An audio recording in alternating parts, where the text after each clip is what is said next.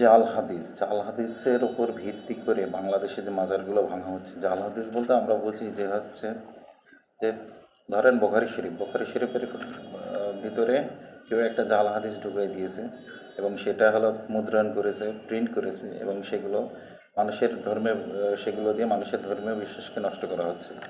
তো যারা এই মাজারগুলো ভেঙেছে তাদের বিরুদ্ধে আসলে কঠোর ব্যবস্থা নেওয়া উচিত এবং অবশ্যই অন্তর্বর্তীকালীন সরকার এই বিষয়ে কঠোর ব্যবস্থা নেবে।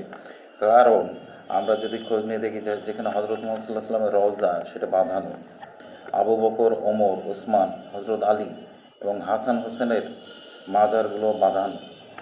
অতএব যেখানে হজরত মুহাম্মদ সাল্লাহ সাল্লামের রওজাই বাঁধানো, সেখানে এই জাল হাদিস এনে এই যে মাজারগুলো ভাঙা হচ্ছে এবং অলিয়া আউলিয়ার যে অসম্মান করা হচ্ছে, এই জ্ঞান পাপী, জ্ঞান অন্ধ এদের থেকে সাবধান হওয়ার দরকার আছে। কারণ পেঁচা যেমন দিনে দেখতে পায় না, এই জ্ঞান অন্ধরা এরা দেখতে পায় না।